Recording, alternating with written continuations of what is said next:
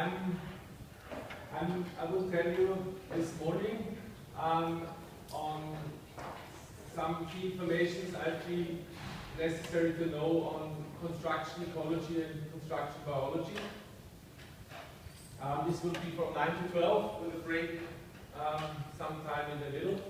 And in the afternoon from 1 to 2:30 we'll have a practical doing, trying to implement what you heard in the morning. So you should listen carefully in the morning, otherwise the work in the afternoon will be more difficult. But still, it's feasible. I have the privilege of doing this lecture at the Green Building Summer School for now several years, I think since the summer school started. I have studied chemistry in Vienna, so I'm not a construction engineer or an architect as many other speakers in this course, but a chemist, which I feel is pretty feasible because we're talking about chemicals, toxicity, and healthy buildings. So a chemist is a good person to discuss and work on this matter. This is also the key thing we are doing at my company in Vienna for the last 20 years.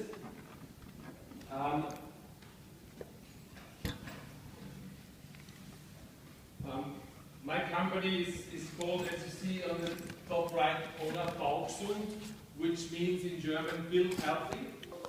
So our name is basically the message.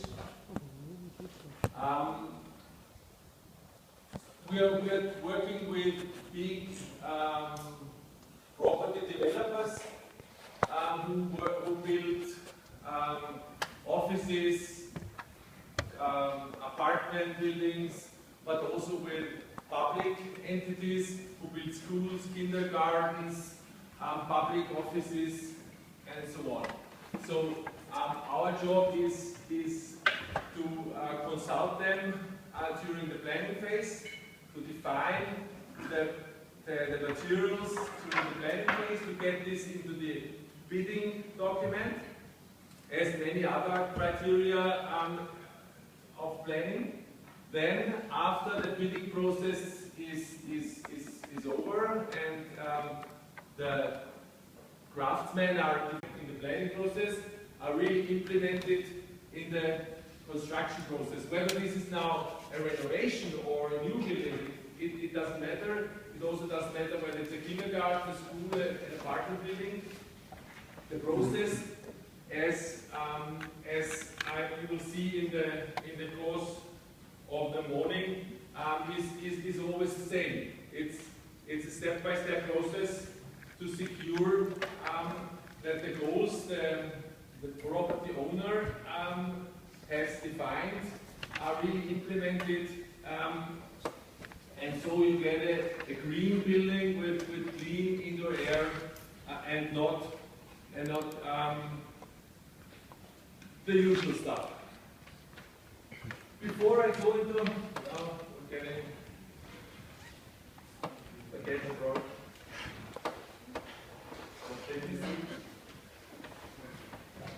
before I really want to start, I always find it useful to spend 2 or 3 minutes on the following question. Every one of you should individually think and write down in the computer or on a piece of paper, how you like,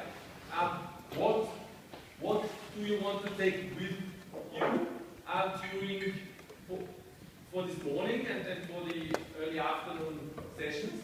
And then maybe some of you can raise your hand and say, okay, my goal would be to understand this or to find out this and to get some input on this question. So we can concentrate and focus on those issues which are important for you, and you get a clear understanding of what you want to learn in the morning. And so my experience is that the questions that are asked during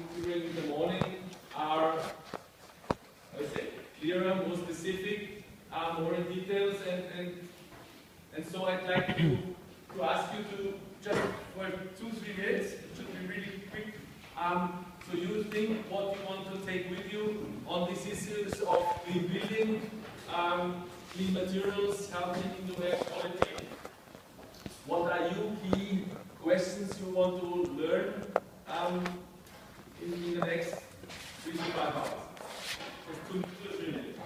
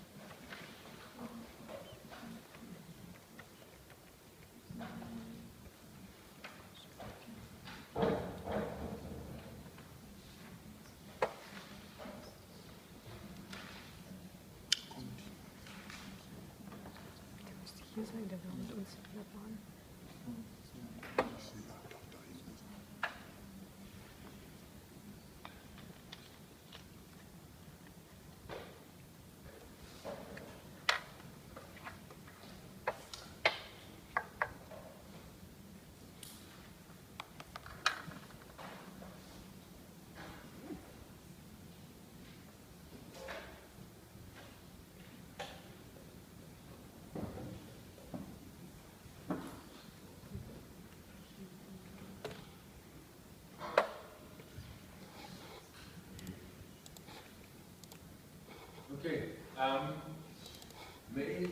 Does someone want to share his first goals? Okay, please. Improvements to indoor air quality and comfort. Okay. How to reduce the waste and resource management throughout construction, especially the fit out phase. Especially in the fit out. So after when they build the building and you go and do the painting or the carpet or whatever. Okay, indoor. Okay. Yes, please. There was some.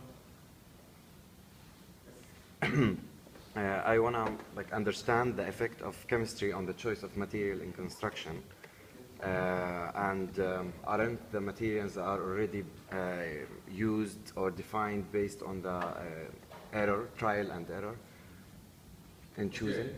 Yeah. Fortunately, there's more than trial and error possible. Okay. Anyone else? Yes, please.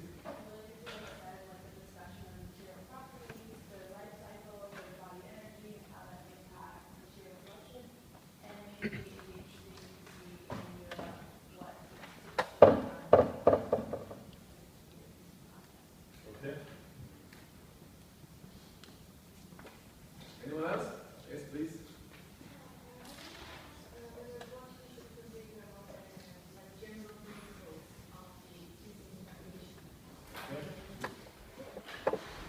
General principles on construction quality is referred for incoming, okay? Yes? What is the program that we use for choosing a right facility or material for the Okay. Because in the contract I have seen that one of the PhD students have developed a program PhD, so Okay. Okay. Thank you.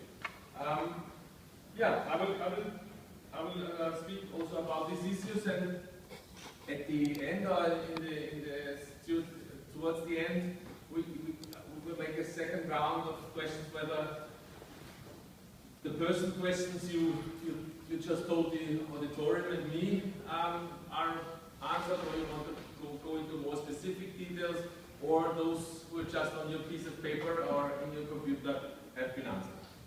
Thank you. short overview of what I will be talking about in the tour of the morning. I will give a short presentation of what we do. I just started briefly. Then I think it's important to discuss the goals of construction ecology. I also will go into the difference between construction ecology and construction biology, because those terms are sometimes mixed and they are very closely related, but they're different. They're not meaning exactly the same thing. Then what are key parameters to achieve a healthy indoor air quality, or to achieve the basis of a green building? I will discuss the method we have been using now for nearly 20 years to implement construction ecology goals on individual property developments. We call this product and chemical management. This seems pretty technical. It's of course also to some extent technical, because you kind of manage products, building materials and chemicals like glues and paints and varnishes over the course of the whole process of planning, building and building. So we call this product and chemical management. Sometimes it's called only product management. We use this term I've written down here.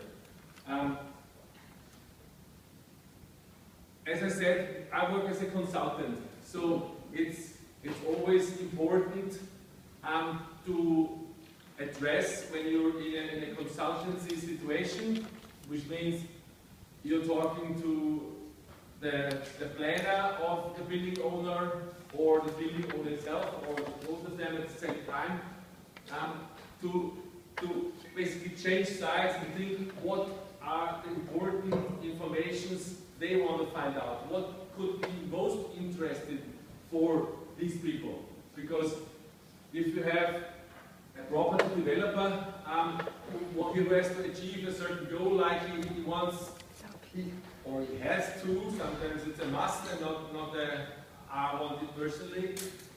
So sometimes when he has to achieve a certain goal, like a certification, EGMP, LEED, or whatever,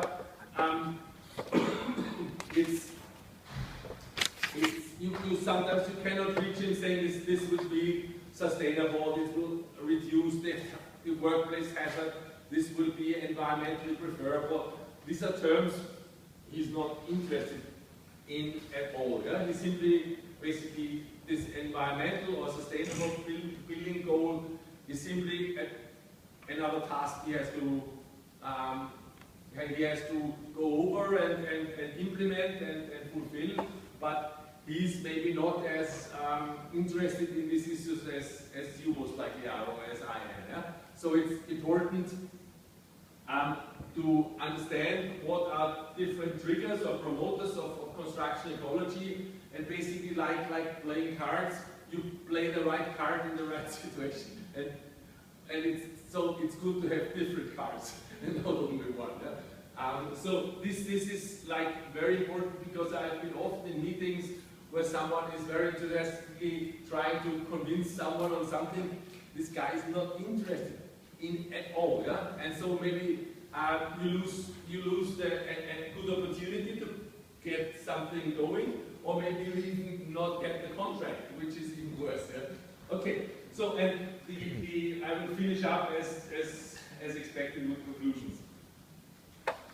Yeah, I already talked a little bit about my background. I studied chemistry on this university, at the Technical University in Vienna, and some years later I made a master degree in the University of Krems. I don't know whether you know the Wachau and this Danube Valley with a lot of wine drinking. Nice place, like 100 kilometers upstream from Vienna. And there's a very good postdoctoral university in Krems. And I did there a master in sustainable building. And this kind of fills in some of the gaps, of course, you have when you only study chemistry and then you discuss construction issues. For some years, I also have been assessor or auditor, whatever word you want to use, on the German TGMP system and also on the Austrian equivalent, which is called ÖGMP. The abbreviations look very similar, but they are competing systems with from different companies, and of course they have similar goals, but basically it's like Lead and Brian. They are not like the Austrian branch of the German system. And I also made a 3-week training course on corporate social responsibility, CSR, which also helped you to understand environmental and sustainable goals and how to promote them. Yeah, since 2004, when Bausund was founded, I'm the executive director of Bausund. We're a consultancy, as I said. Sometimes we're fluctuating, having from 6 to 10 employees, so we're not a big company, but we are pretty well known on the Austrian market, also partly in the German market, as a specialist on this very issue. Yeah, we are based in Vienna, not like 15 minutes by underground from here, straight away, EU1. We are working on different issues of sustainable construction, sustainable building.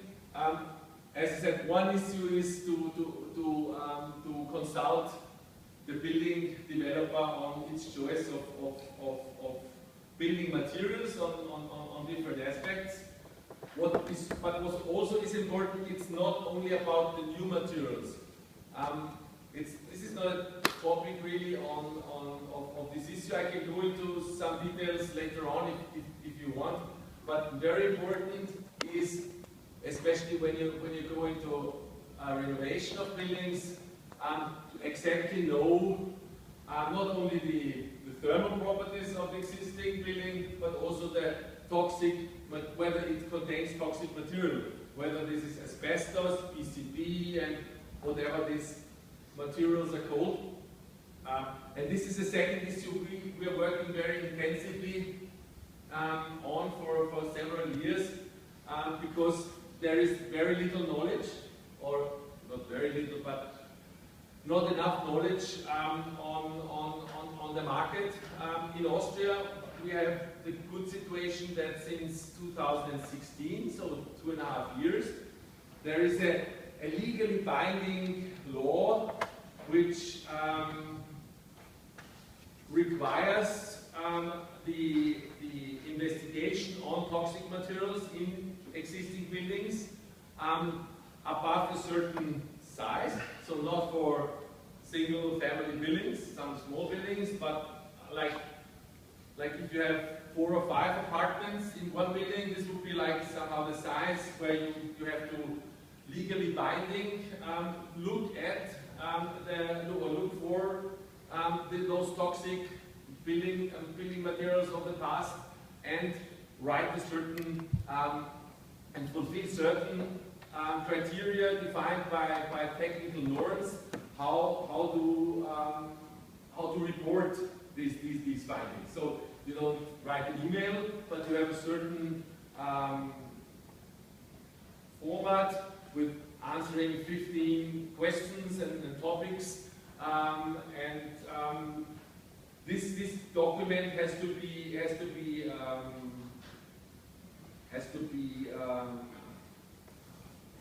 written before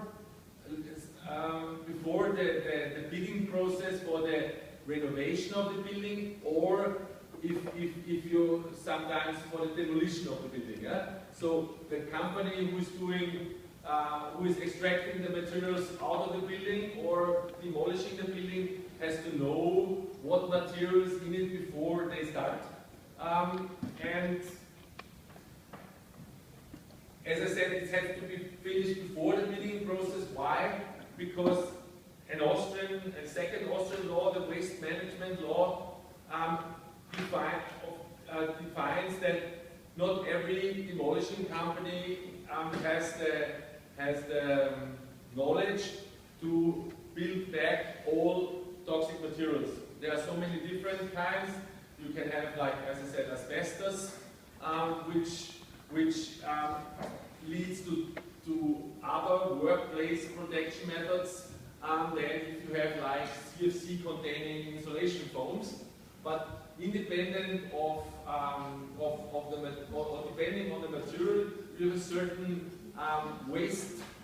hazardous waste number, and all the companies who are doing the demolishing or the rebuilding have to have all these hazardous waste numbers from each individual hazardous product defined or described in this demolishing report. For example, we wrote, right?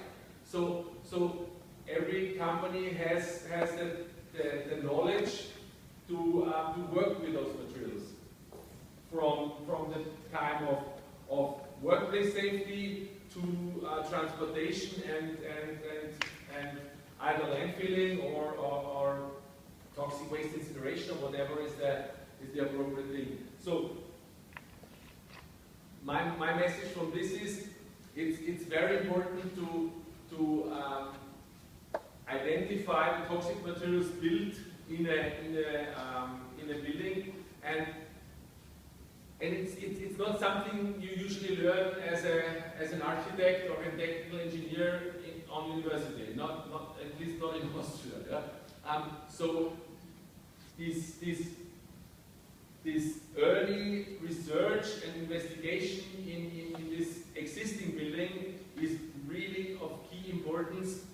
Otherwise, you can really get technically and also financially into troubles. For example, when you demolish a building and afterwards you find out there has been a lot of asbestos in it, and then because then you don't have concrete waste, but you have hazardous waste, because this demolished house contains 0.5% asbestos in the concrete, and so you have to then deposit all the waste as hazardous waste, whole building, instead of maybe 300 kilograms or 500 kilograms. Then you then have, I don't know, 1,000 tons, which is definitely a bad news when you find out, because this is like 50 times more expensive.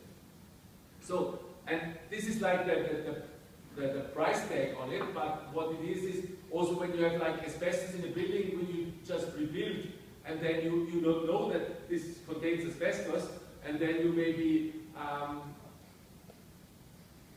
without too much care rebuild it and break the asbestos, and you basically contaminate the building with asbestos. You of course will then find asbestos in the new refurbished building as well, and then the people, not only the workers on the construction site, they definitely have a problem, but also the people within the new building, the new refurbished building, will be expelled to toxic substances, and which has a thing which you can easily avoid when you do it properly. So this is important to consider. That's what I call hazardous substance investigation. As I said, it's legally binding in Austria. For example, it's not legally binding or there is no legally binding procedure in Germany. Of course, we are not allowed in Germany to dump asbestos in any landfills, but the good thing about the Austrian legislation is that companies are forced to consult to specialized companies like us to find out whether there is hazardous waste as building materials in this building anyway. Whether they think it's necessary or not, that's not their business. Whether the construction company says, well, I know anyway everything, this doesn't matter. Hopefully he knows everything, but still another company has to do this investigation report. Okay, so construction ecology is working about green building audits, as I said, EGMB and similar things. Life cycle analysis, although my personal feeling is, especially in the Austrian market, life cycle analysis on building materials, and someone of you said like embedded energy, gray energy is only an issue when you do a building certification. I've never been asked to do a life cycle analysis of a building which wasn't certified afterwards. This is like connected to certification, and those building owners and developers who are not interested to green building audits or don't have to do those will, in my experience, will not ask you to write a life cycle analysis. So the green building certification like EGMB or LEED are triggers to life cycle analysis, which of course is helpful because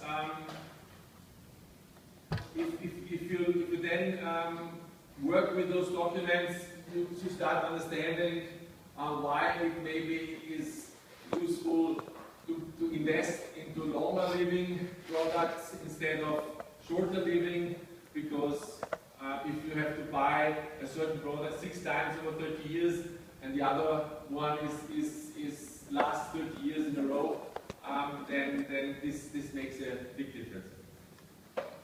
And the last thing you find on this main working areas, we're doing a lot of trainings like I'm standing here, because we feel that spreading the message and making people understand the issue is of key importance. We're doing such kind of workshop trainings for students like here today, but also for building owners, developers, construction companies, public offices, or public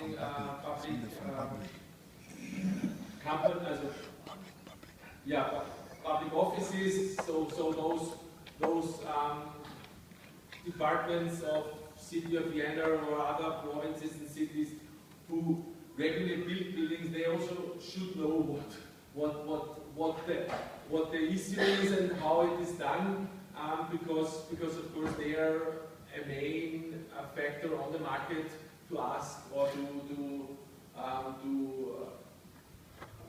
look for those green products. As I said before, there are different goals you can reach when you work on construction ecology. Maybe on this point I tell you about the difference between construction ecology and construction biology, because as I said, they're used vice versa, and you should be aware of that there is some difference. Construction ecology, and the difference is easy to understand. Yeah? The construction ecology is the science of the interrelation between the building, the construction, and ecology, the environment. Construction biology is the science of the interaction between the building and human health. Yeah? Bio, life. Yeah? So basically, I usually use not the very long and complicated construction ecology and biology, because it's such a long term. I usually use construction ecology, but this is also for your information, meaning both goals, because it's what we have been doing, what we are doing. The goal is, of course, reducing the burden also of course on human health. So basically this is a triangle. You have human health, environment and building. And the influences of those three are very closely, obviously very closely interrelated. So construction biology and ecology, if you want, are brothers or sisters, but they're not twins or identical. Yeah? So they're two different terms. If one specifically says, I will talk about construction biology, then you can listen carefully whether he only talks about the human health effects and not on environmental effects. Of course, the one effect can indirectly become the other effect. If you think of solvents, when solvents evaporate, of course you have the human health, direct human health effects, that the workers working with those solvent-containing paints or glues inhale the air, contaminated air, and therefore it's a human health effect, a direct human health effect, and therefore it's about construction biology. But of course, most of the solvents leave the building, go into the environment, and like on a hot summer day like today, are one of the precursors of low-level ozone, yeah? Which then becomes, on the one hand, a secondary environmental effect, which means high ozone levels add stress to trees, to photosynthesis processes. So they can, if you have constantly pretty high low-level ozone levels, they can damage trees of any photosynthetic cycles. But of course, low-level ozone, if you then breathe the air in a city with a low-level ozone content, this has human health implications. So, as the path of the impact of VOCs, of solvents on our health can be directly or indirectly, but also can lead to environmental effects. So, it's all of these effects you cannot separate like in two boxes. It's this box or the other box. It's those substances, if you want to say, change boxes or fit into both boxes. Okay, so this is the issue of construction ecology and biology, and I of course will discuss both, but will only use to make these headlines and all the stuff simpler using the term ecology, but meaning both of them at the same time. Okay, back to this slide. You see here 5 advantages listed. The first one is an obvious, securing indoor air quality. Of course, not using or minimizing the use of toxic material has a major impact on indoor air quality, obviously. Yeah? If a smelly solvent-containing glue used in a room, we all know it. You can smell the solvents, and those solvents, or the solvent mixture, is not a single chemical. Usually, it's a bunch of chemicals, different chemicals, for technical reasons. They have an impact on our health, especially on craftsmen who breathe this air all day, every day, for many years. Then you can get all kinds of diseases. But of course, it can also have a major impact. For example, you have a school or a kindergarten in Austria. Schools are closed for 9 weeks in summer for summer holidays, and of course this is the only time in the year you can do renovation, refurbishing, rebuilding of schools, which means that within these 9 weeks everything has to be finished. Sometimes it's a more complicated construction work done. Sometimes they add a week before or afterwards to get 10 weeks to be on the safe side and make this work possible. But 9 weeks means that all the work is very intense and without any time space for evaporation of toxic stuff till the students, the kindergarten kids or the pupils in schools can have. So usually the work is finished on Friday before Monday, before school begins. Sometimes the work is Saturday, Sunday also. So if you use at the last minute maybe a bucket varnish with a lot of solvents or a glue which contains lots of solvents, it's very smelly Monday morning, and not only smelly, but it can be also bad for the health. And there's more than one project I know of where the parents, the mother, the father, or both, come with the kid to the kindergarten, and say, no way, and leave, yeah, because they say, I don't leave my child in this smelly air. No way, yeah? You have a problem here. Yeah? And so, especially for those kind of renovations, it's very important to be as low toxic and solvent as possible.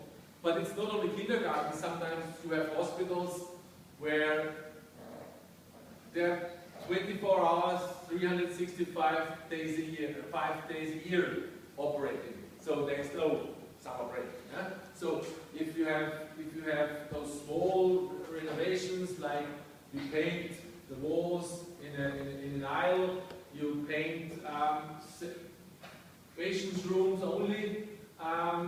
You have like a cafeteria where all the people are sitting in the lunch break. They paint this for 2 days and then say, here it is back again, shining white. And they say, yeah, shining white and stinky. and so, especially those where you have basically no time for the evaporation of smelly stuff, yeah, and toxic stuff. There it is of most importance that those materials are as good, as low emitting as possible. So securing indoor air quality is obviously a very important goal. The second one, environmental protection, as I said, I gave the example of the solvents. Of course, many materials have an impact on the environment. This starts from solvents which evaporate into the air. But I briefly mentioned the second one, like insulation panels, which made of polystyrene foam.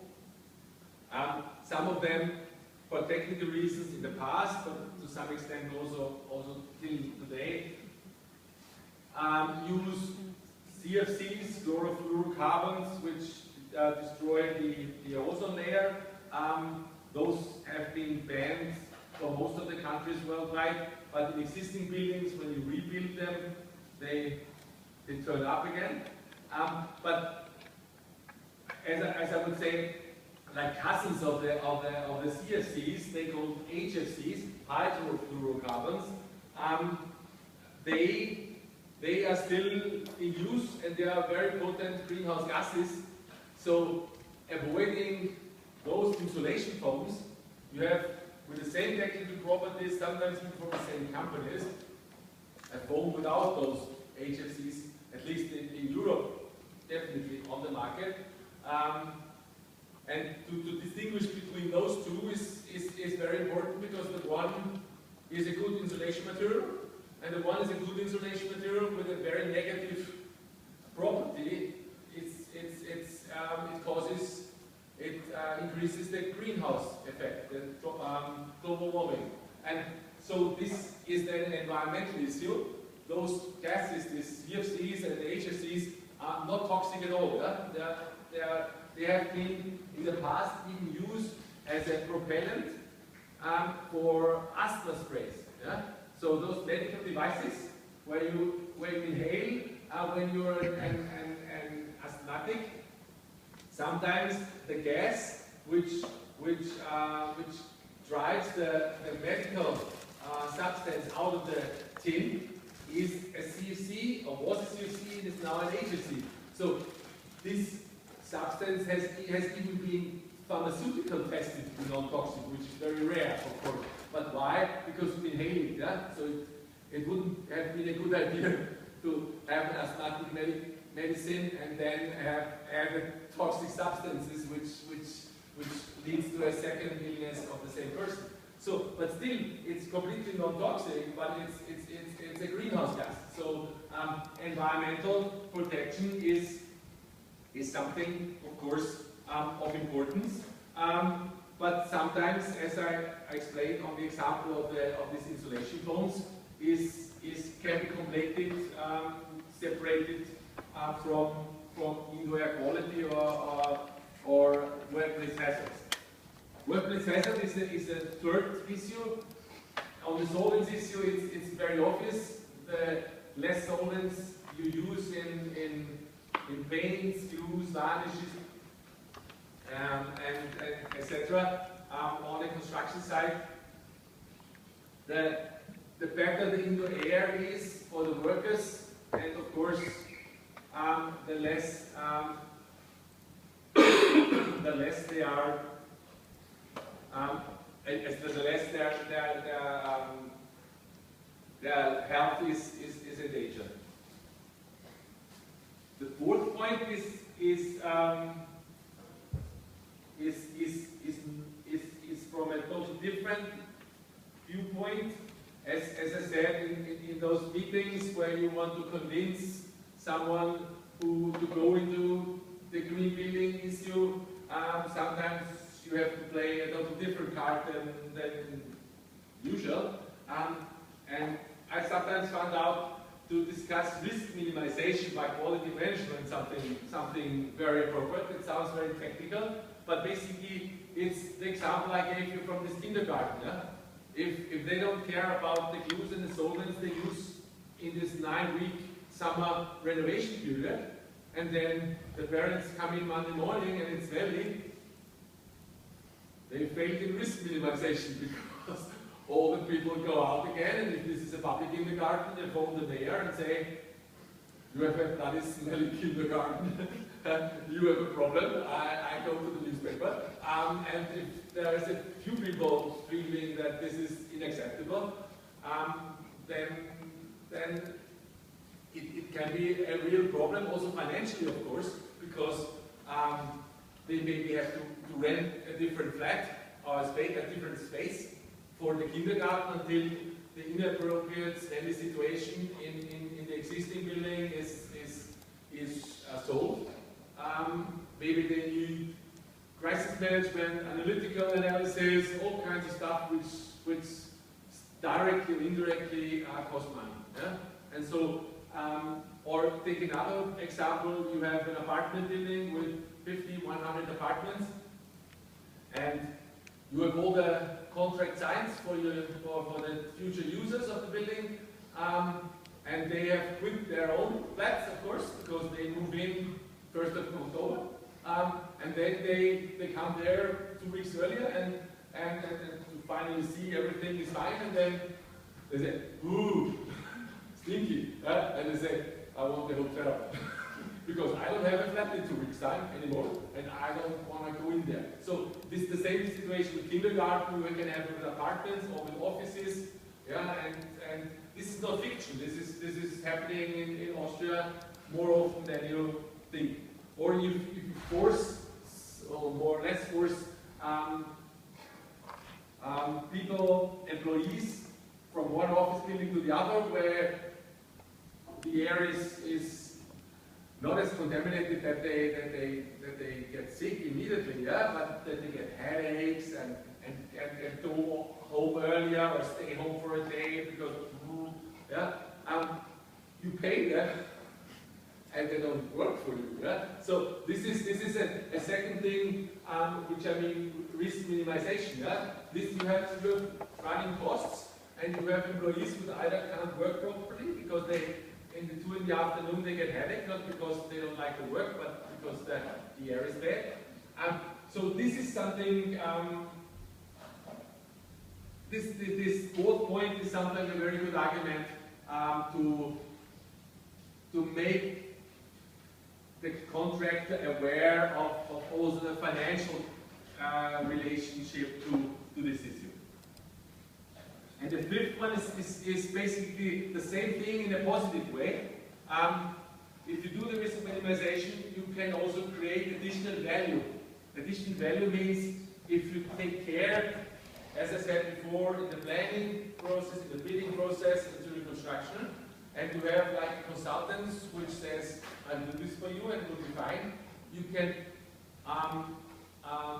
offensively sell this quality of your building. Yeah? Of course, you have a carpet or a linoleum on the floor, you use a lot of glue because you use like 200 grams a square meter, and then you have, like this room is maybe 80 or 100 square meters, you use several kilos of glue, and if this glue has 1, 2, 3, 5% solvents, then of course you have a few kilos of glue spread in this room, and the solvents evaporate out of this. So you smell this solvent because it's here in big amounts. But sometimes you smell things which you not even analytically can find, because to some extent our nose is a very, very sensitive instrument. Yeah? This is historically in the understanding of evolution. Some of those things we smell, like think of nice smelling flowers. Yeah? Yeah? We smell, and this, like the rose or another flower, this rose doesn't emit vast amounts of substances which we can then smell. It's on a molecular base. We have receptors in our nose which are triggered by those molecules of smoke of smell when we smell on the rose, for example. So or when we come into an apartment building or in an office building and it has a funny smell, there can be small amounts of something evaporating from a new carpet. Yeah? And you make an analysis, state of the art, there's nothing here, yeah? And you still say it smells. Yeah? So some of those smells are due to big amounts in the room, like glues, but some of the smells can only be caused by minimal amounts, and this is just coincidence whether this smell by evolution is detectable by our nose or not. Yeah, there's nothing you can change. Of course, there are people which have better smelling properties than others, like seeing and hearing. You also have people who hear better than others. It's the same with smell. There's people who are more sensitive to smell, or in the literature there is, for example, that pregnant women smell much more in more details than non-pregnant women. So this is only in this year, or in this less than a year. The same person can have a more intense smell. I don't know why this is the case, but this is something which is very clear, documented by literature. So for the one thing, the vast emission of solvents, for example, this chemical management, of course, is the right thing to do. To think about these smaller amounts which we smell, like from carpets, obviously you need a different strategy. Yeah? And in Germany and in Austria, for this, that's where I work, and that's why I know this, you have to cover this effect. We have a special regulation where, like carpets, can be checked for their smell. And this happens not, obviously not by analytical analysis, but by trained people who smell on things. Yeah, you can have also smelly mattresses or smelly whatever thing. Yeah? And so carpets in Austria, or in Germany, German labor, those have a smelling indicator or whatever you want to translate it. This goes from 1 to 5 with every number plus and minus. And basically the message is that 1, 2 is fine, 4 or 5 is heavy, and 3 is so kind of on the edge. Then you have 3 plus and a 3 minus, and so 3 minus is acceptable, 3 plus is going into not acceptable anymore. And so the carpet producers, yeah, have accepted this issue of we smell more than they can maybe analytically identify. So they have their products checked by this smelling indicator to secure that their product, the carpet, fulfills the quality expectations of the people selling an office. Yeah? And this discussion has been very important because, as I said, mattresses and all kinds of other indoor products, those have been now more closely checked by the producer, because their goal is to sell a good product to please the customer. And if 1 out of 10 or 1 out of 50 customers is not satisfied and causing a lot of troubles and work and bad messages, it's not, they don't want this situation, and they want to avoid this situation, and therefore this smelling indicator is a good thing. And I want to just make you aware that smell indoor can not only be due to vast amounts of solvents or other materials, but also due to things we by coincidence smell in very tiny amounts and still are irritating to us, yeah? Because it's like a small noise. You can say I'm getting deaf of it, yeah? But you can say it makes me sick. It's very distracting, yeah? And it's the same with smells which are not comfortable. Not because you're a very sensitive, funny person, but because it's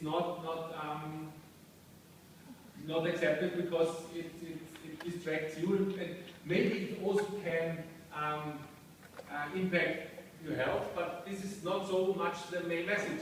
It's there where it shouldn't be. Stop. Yeah? Okay, so the construction phase, the one I said construction materials, and the biggest space they have in a room, of course, the more impact they can have. And the second is the construction chemicals, as I said before. So it's the construction phase on the one hand, but of course it's the use phase on the other, because buildings are constructed in a year or two, but hopefully are used for 30, 50, or 100 years. So the use phase is a phase of obviously of high impact on the indoor air quality. So what are main distractions or main parameters? Of course, smoking. This is obviously, if someone is smoking in a room, he's polluting the room in a way which is like 1,000 fold higher than you can even manage. Even if you try to build as hazardous as possible, you're still maybe 1,000 times lower. Yeah? As we all know from the smoking discussion, you have like 500 toxic, cancer-causing chemicals in smoke. You have formaldehyde and anything you don't want to have in the air. So smoking is obviously something which should be avoided indoor. Otherwise, any steps before have been completely useless. Ventilation, of course, is the second issue.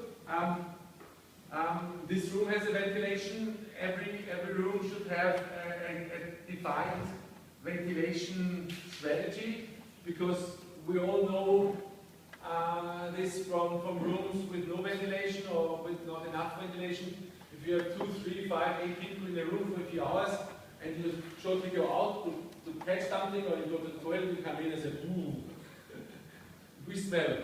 Yeah, and so it's like you have a sleeping room with a closed door, and you of course have on the one hand in the morning when the window is closed because it's maybe cold outside or too noisy outside or whatever, you have a certain smell in the room, but more important is that, like, by sleeping we lose at least 1 liter of water. Yeah? Not when we have fever, then it's more. Yeah? But by normally sleeping, we evaporate approximately 1 liter of water into of an 8-hour sleep. So this 1 liter of water is in the air. So if the door is closed, this 1 liter of water, this is quite a lot, is in the air. And if this is maybe a winter time and a not good insulated house, the outside walls, or those walls who are also outside walls are of course cooler than the inside walls, and you can get condensation on those on the inside of the outside wall, which means if this happens for some time, you will get mold, fungi growing there, especially those where the ventilation doesn't work, like behind cupboards, behind beds, and things like this. And this obviously is then an indoor air pollutant, a secondary indoor air pollutant if you want, because those spores of those fungi and also the bits and pieces of dead fungi can be cause human health effects. This can be allergic reactions, but also other things. So ventilation is something important. There's no problem that we lose 1 liter of water during the night, and maybe and are not maybe able to have an open window at night.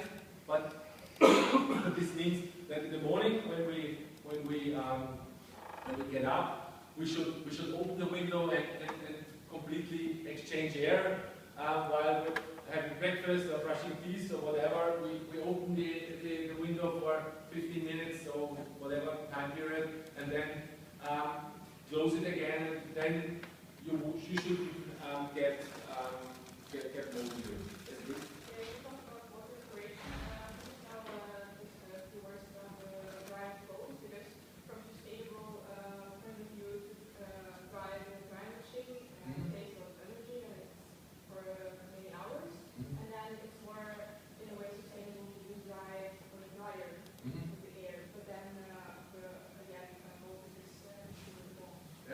No, this you should be okay. This is a good point.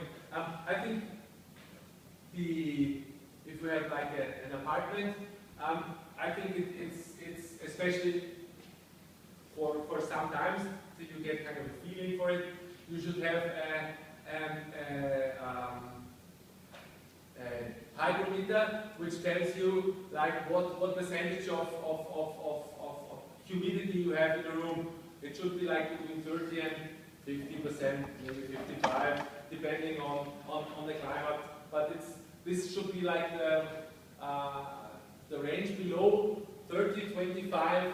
You can have, at least in our climate, you get into problems with your health in winter, because then your surface of your lungs can get too dry. And then you viruses which are out in winter, anemia and fever and stuff like this, you can get very much easier when you live in very dry air. This can also be a problem for office buildings with the too high ventilation, and sometimes office buildings in Vienna in winter when it's like -5, -10 outside, sometimes have 20% humidity, which is too little. Too low, and so you get this. So if you have yeah, genau. So you should stay like in the middle, and like when you have winter time, yeah, and you have low humidity, because of course when you do such a thing, I told you before, open up the windows when you get up, and it's like -0 degrees or -5 or -10 outside. Of course, you get a lot of fresh air in, which is because it's very cold. It has very little water. So when you close the window after 5 or 10 minutes, yeah, then your humidity in the air drops to maybe 20%. Yeah? When it's up to 18, 20 degrees or 22 again. And so in this time area, yeah, then it's good to have things which increase the humidity, like washing. Yeah? But when you have time where you already have 55 degrees, or you have an apartment where you maybe have an aquarium with fish, with a lot of evaporation, or you do a lot of cooking, or you have maybe 2 children or 3 which shower a long time, and the humidity of showering is not properly sucked away, but comes into the living area, then you shouldn't use your apartment for drying your clothes, because it's then reaching maybe 60%, 70%, and then you can even in acceptable insulated, not in very good, but in acceptable insulated buildings, like from the 1990s, if you take like Austrian or German standard, you can get mold in special areas like behind 3 cupboards, for example. This is like the most obvious place to find it, or in those top corners, top roof corners, because that's what technicians call a 3-dimensional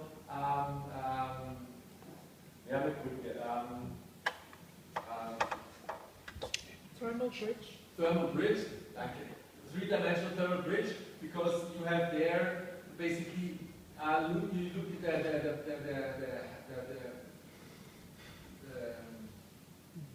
the temperature is lost in three walls. That's why 3-dimensional, because the wall is 2-dimensional, and this is like a 3-dimensional thermal bridge. And these are the first places you usually get mold. When you also, if you look at pictures and see films, usually you have this top right-hand corners. It can also be the bottom right-hand corner when you're in the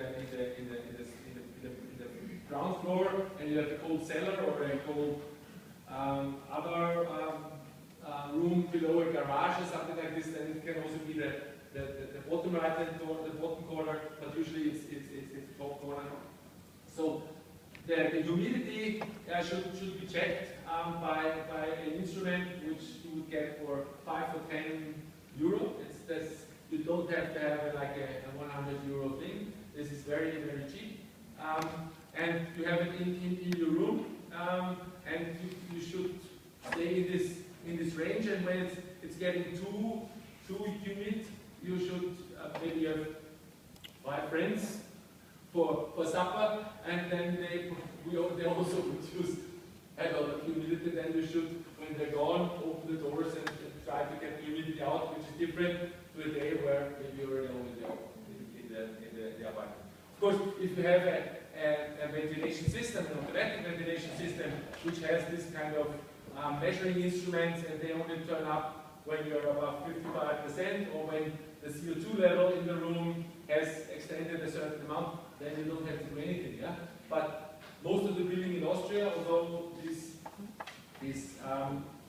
buildings with those automaticized ventilation system are now like being built now for 10 or 15 years.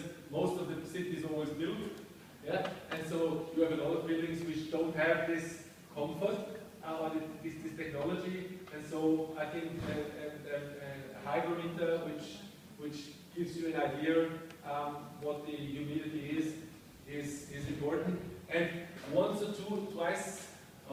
year, you should check whether it's still working. Yeah, just take a cloth, a towel, make it just moist, wrap this thing in, and and after an hour she should tell you 100%.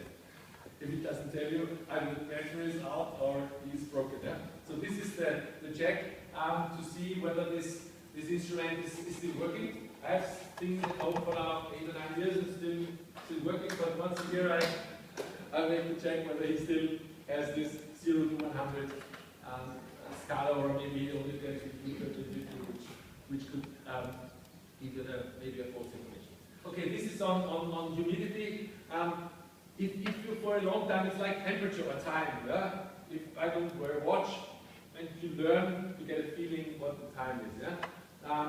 It's with humidity. If you have it for some time, you get a feeling it's too moist, it's okay, and you can check.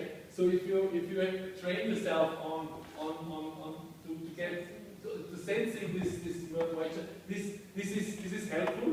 Of course, we don't have like on noise a certain sense to tell you this precisely, but you can train yourself pretty good, I think. But the very easy thing is, it's very cheap, is to buy such an instrument for maybe 10 euro. Okay, smoking, ventilation, and because cleaning is an issue. Of course, cleaning means when you have a carpet, you do a vacuum cleaning to get all the dust and other stuff out of it. But cleaning, it means also that you use chemicals which don't pollute your room with additional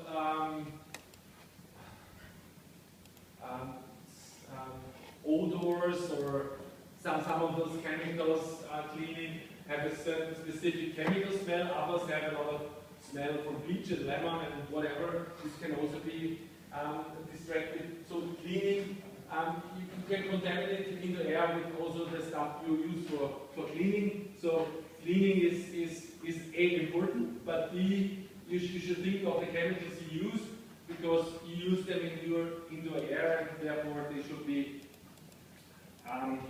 should contain any toxic material. Okay, I have in examples mentioned one or the other chemical or toxic material. I have here now listed a few others. I don't know if you, I sent to Naomi pieces of information on Friday. The one was this presentation, and the other one was a 32-page PDF document about green building procurement in Vienna.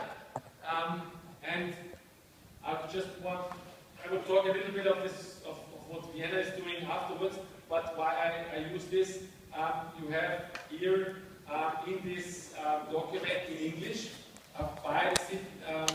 written by the city of Vienna, or published by the city of Vienna. I wrote it. Some information about those toxic stuff I just have on this slide I just left. You have some information. What is a biocide? What is an HFC? I mentioned before, there's those chemical cousins of species, which you have in some insulation panels. On PVC plastic or vinyl plastic, you have on heavy metals. Yeah, heavy metal music is fine. Why is heavy metal in building products not as fine? What's the issue with tropical timber? What is a VOC? I mentioned in the morning this solvent issue several times. The technical terms for solvents is VOC.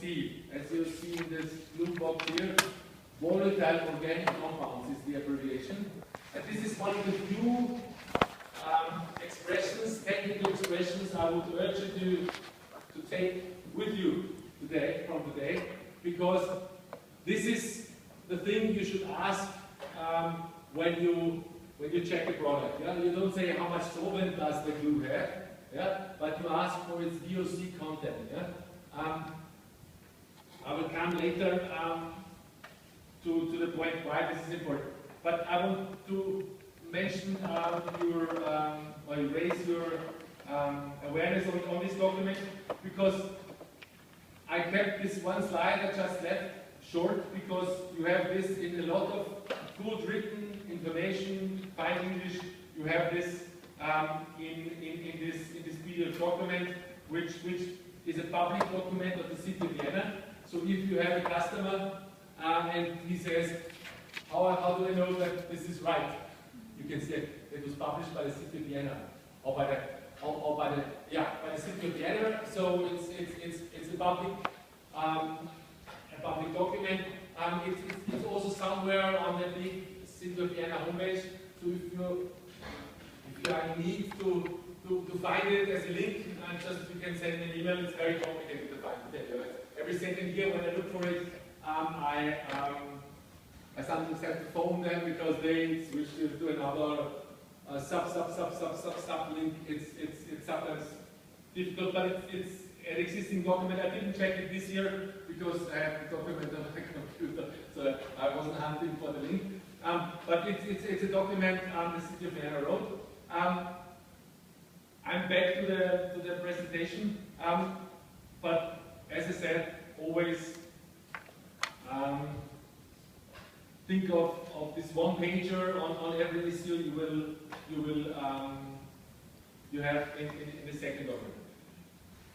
So construction ecology criteria first, and yeah, maybe most important in comparison to all the others, but not the only. If you only do this, it's better, but it's not good. So it's not the, you cannot reduce the criteria to one. But I guess the most important is the issue of VOCs. As I said, we saw before, volatile organic compounds, which basically says no, it's volatile. It leaves the place where it was, evaporates into the air. This means volatile. It moves. Yeah. And organic compound means it's not inorganic. It's not a heavy metal. It's not a metal.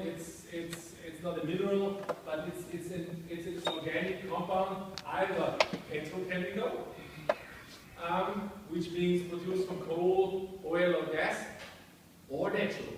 Yeah, maybe a VOC can also be something like if wood is cut, to smell something. Yeah? That's a VOC. So it leaves the wood and finds your nose. So it's volatile, and it's obviously natural because it comes out of the wood. Yeah? And this is also a VOC. And most likely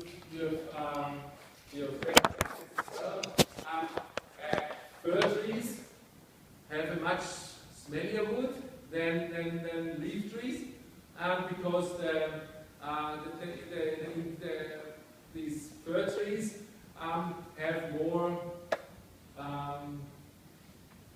volatile substances, which also gives them special technical properties, but also, of course, more emissions in use.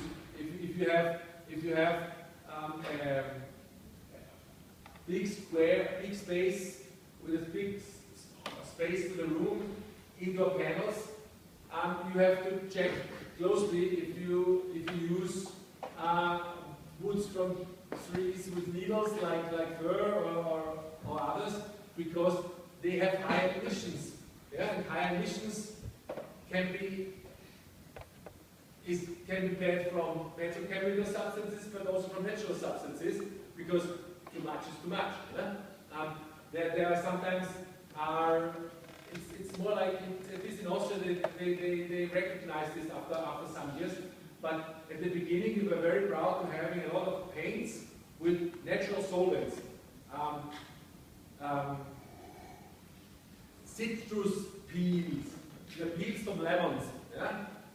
They contain a certain solvent, and they use this in vast amounts in paints. Yeah? So I just exaggerate, but they had like 1,000 lemons in one pot of 10 kilo pot of paint. Yeah? So lemon is fine, yeah? But I don't want to have 1,000 lemon peel solvents in one pot, because if you use this paint, it smells like hell. You don't more anymore smell lemon. And no way, you smell this after 3 days when most of this evaporated. So it's if you have natural substances, they can also be, if they are too intensively used, they have too high concentration, they can be an indoor air pollution problem as a petrochemical solvent. And what is also important, some of those natural materials can have allergic properties, of course also the petrochemicals, but also the natural ones. So I know more than one person who is sensitive to this, to some of those natural organic materials when he's confronted to it in such vast amounts. Yeah? So life is unfortunately more complicated than natural is good and petrochemical is bad. In extensive amounts, both is an indoor air problem. So VOC, volatile organic compounds, should be minimized. Stop, because if I come into a room, basically I don't want to smell anything. Yeah, maybe the flowers on the table. Yeah, but not the carpet and not the varnish of the parquet and not the paint and not the wood on the wall. Nothing. Yeah, as pure as possible. Yeah.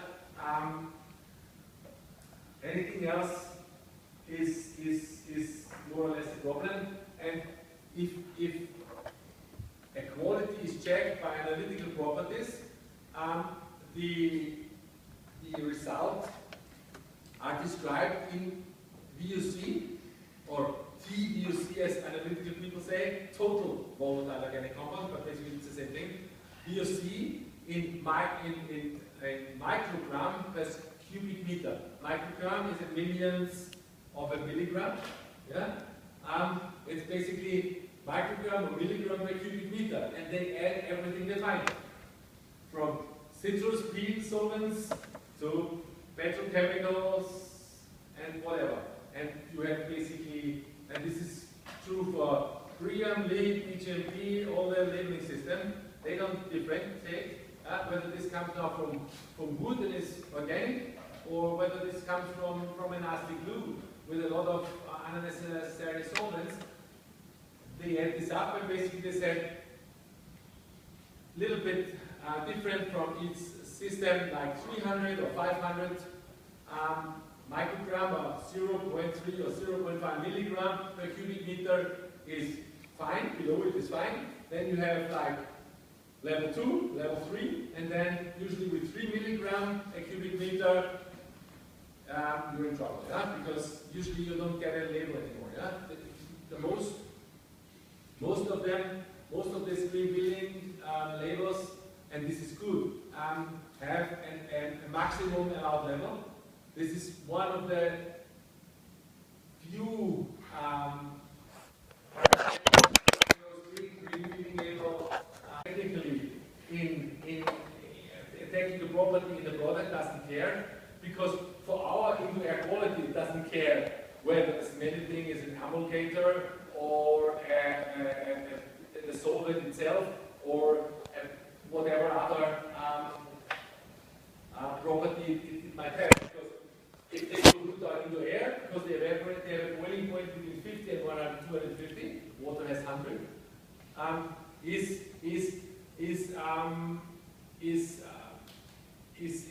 a factor for the indoor air quality. Yeah? So VOC is the thing you should ask for, and not solvents. Yeah? Yeah? You can have a solvent-free paint which has 5% VOC, no problem. Yeah? This is only a question of definition, because it tells you the emulgator is a VOC but not a solvent. Yeah? Yeah. So this is cheating. It's cheating also. Yeah? Yeah? It's not only technical use. And if you look at the first line, you also have the issue of SVOC. S is for semi. So an SVOC is a semi-volatile organic compounds. And as the word says, it's not as volatile, yeah, as the other one. It's half volatile, yeah, which means the boiling point is above 250 degrees, yeah, which means it doesn't evaporate as good as something with a lower boiling point, because the higher the boiling point is, the more energy it needs to evaporate, to leave the space where it is and enter the air. And so also to ask SUC is the second important thing. Why? Yeah, it's again the chemical industry. Because if they then add to a paint or a varnish all solvents with 255 degrees, they are VOC free. Because the line is 250. They can like easily shift from something with 220 degrees as a solvent, which would be a VOC, technically to an identical thing with 255, and this would mean no more VOCs in the paint. Yeah? So if you get a paint with 0% VOC, yeah, or a varnish in West, yeah, don't believe it. Yeah? It has to have an SUC. Because you need some kind of solvent to keep the thing in solution. Yeah? But with a paint for the wall, you can maybe have 0.05%. Yeah? If it's a really, really good paint. Yeah? But with a varnish, it won't go without cheating below 3%. Yeah? Because you need some solvents when you paint like this vertical surface, which evaporate in an appropriate amount of time, because otherwise this whole thing will start running down and will produce what in German we call tears, yeah? Which means this is a quality problem. Yeah? So you need some solvents that evaporate. But the improvement is if you don't ask for it in Austria, you get 30%. If you ask for it, you get 3 to 5%. Yeah? So it's a tenfold improvement, really, 8 to 10-fold improvement. So this is the goal. Yeah? It's not zero the goal, because zero doesn't work unless you change to SUCs, which is not a goal. That's why we always, when we look for varnishes or paints, always ask for VOC and SUC, because we want to know the whole story. Yeah? Of course, the SUC is less emitting and therefore better for the worker, because the workplace hazard, of course, is reduced because it evaporates less into the air. But at the end of the day, I want it as low toxic as possible, and that's why I want to know the VOC and the SUCs. Yeah? Okay? 5 more minutes to break, okay? Because I'm already eating. Formaldehyde doesn't need a lot of energy for evaporation. I think the boiling point of formaldehyde is minus 10 degrees. So it's at room temperature or any room temperature, it's already gas, it's not already liquid.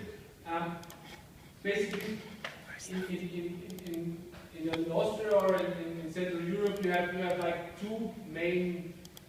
one main source of formaldehyde. This is wooden chip panels. Yeah, in all kinds of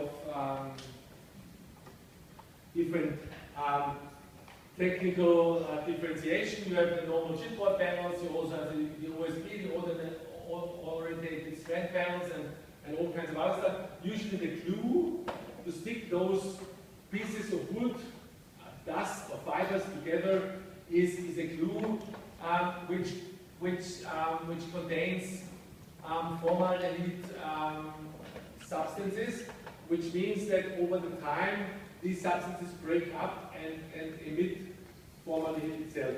And so you can, in rooms where you have a lot of wood, you usually can measure formaldehyde. If you have taken a lot of care, it's a very low dose, which is safe.